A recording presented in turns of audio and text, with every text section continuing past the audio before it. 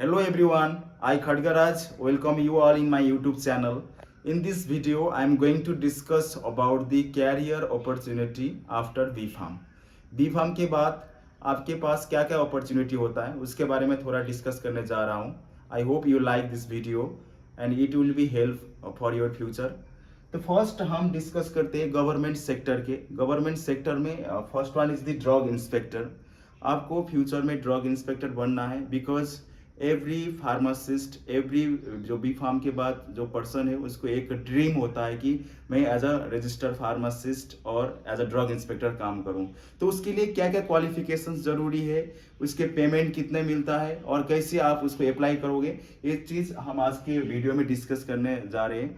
First is qualifications के बाद discuss करें. क्वालिफिकेशंस में जो पर्सन्स है उसके पास मिनिमम बी फार्म के डिग्री होना चाहिए प्लस रजिस्टर्ड फार्मासिस्ट होना चाहिए पर्टिकुलर उसके स्टेट में.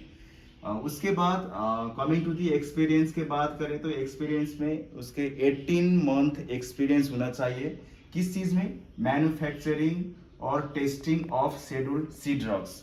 तो आपको पता है शेड्यूल्ड सी ड्रग्स का मतलब होता है कि जो बायोलॉजिकल प्रोडक्ट्स जैसे सीरम है, वैक्सीन है, उसके मैन्युफैक्चर के उसकी नॉलेज होना चाहिए. उसके बाद वो पर्सन एलिजिबल है आपके ड्रग इंस्पेक्टर में.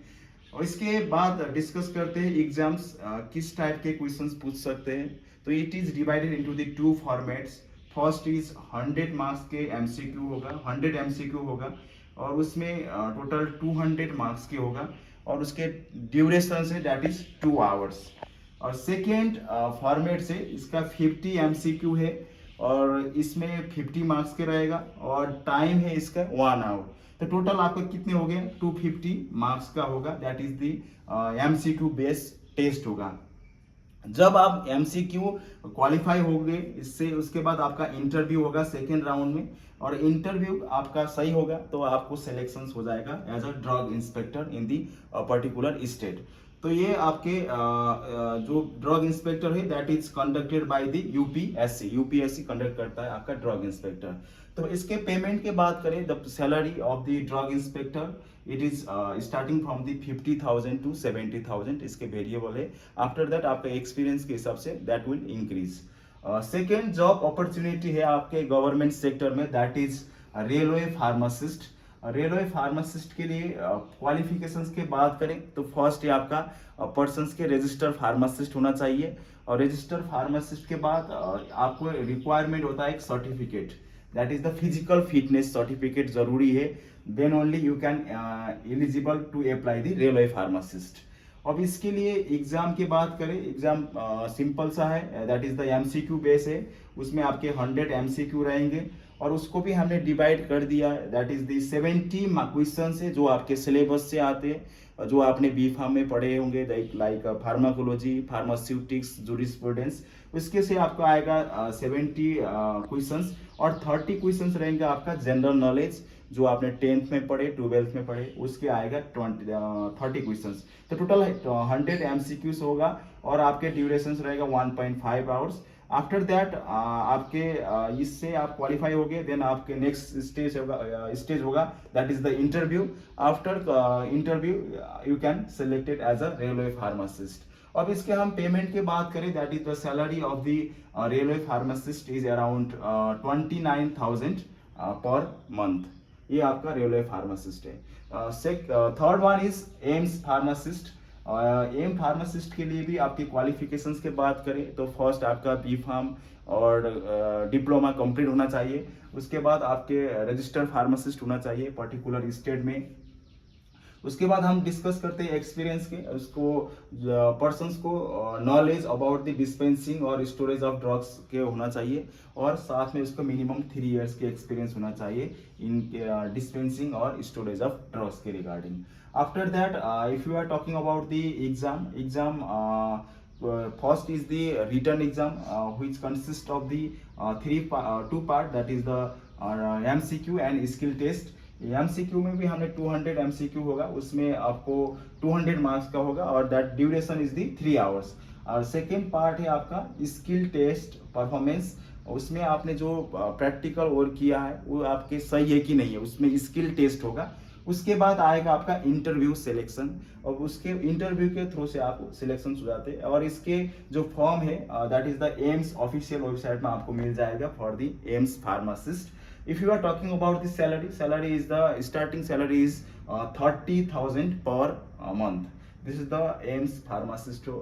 Next is the airport pharmacist. I think आप लोगों ने, कितने लोगों ने सुना होगा, कितने ने नहीं सुना होगा कि एयरपोर्ट फार्मासिस्ट भी होता है। डेफिनेटली एयरपोर्ट फार्मासिस्ट भी होता है। इसके लिए जो क्वालिफिकेशंस के बात किए करते हैं तो first qualification is the registered pharmacist होना चाहिए इन द स्टेट गवर्नमेंट और इन द सेंट्रल गवर्नमेंट। उसके बाद हम डिस्कस करते हैं experience person should have the minimum 1 to 5 year experience in the dispensing and storage of the drugs.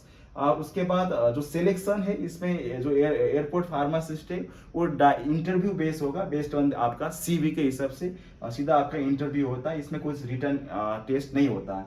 उसके बाद सैलरी की बात करें तो स्टार्टिंग सैलरी आपके 28,500 है as a airport pharmacist. Next है और नेक्स्ट अपॉर्चुनिटी है आपके बी फार्म के कंप्लीशन के बाद, that is ESIC pharmacist. The full form of ESIC is the employ state insurance corporations. ये आपके एक ऑटोनोमस बॉडी है that is regulated by the central government से रेगुलेट होता है ESIC फार्मासिस्ट का।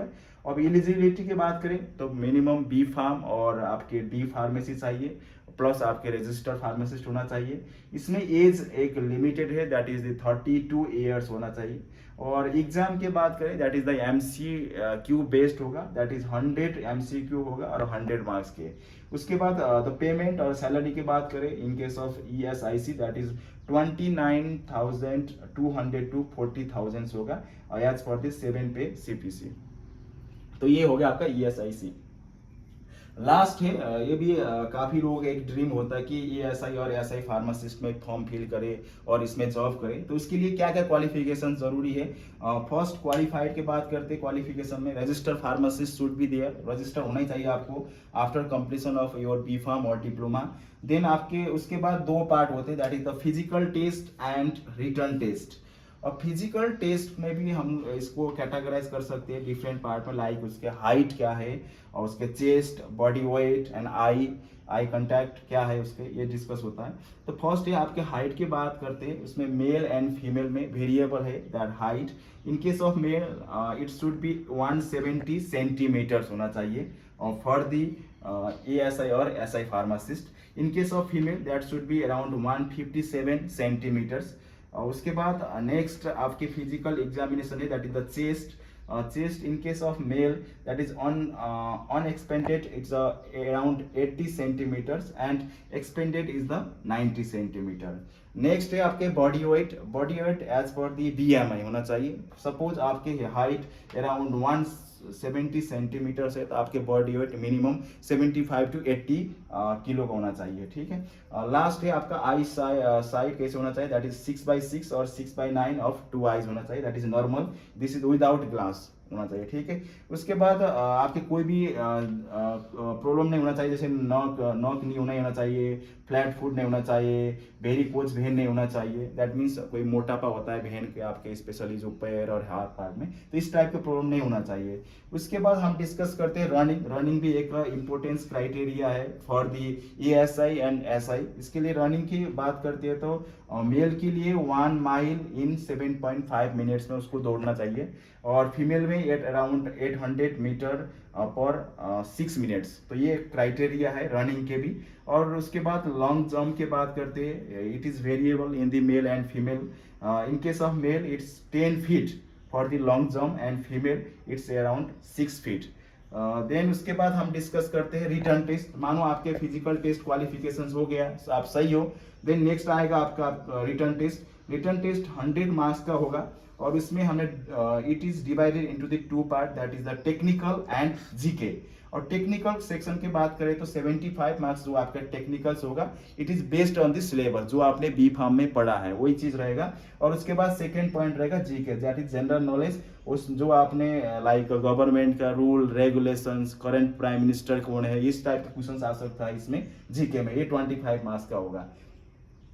अब नेक्स्ट हम डिस्कस करते हैं थोड़ा इसका पेमेंट क्या होगा सैलरी। तो इसका लेवल 5 के हिसाब से देखना है तो अराउंड 29,200 टू 92,300 के बीच में रहेगा आपका ASI और SI फार्मासिस्ट का। सो ये डिटेल्स हो गया आपका गवर्नमेंट सेक्टर की job after completion of your BPharm. So in the next video I'll discuss about the other job like in the industry or academic or in the research. So I hope you like this video. Thank you for watching this video. Once again, thank you.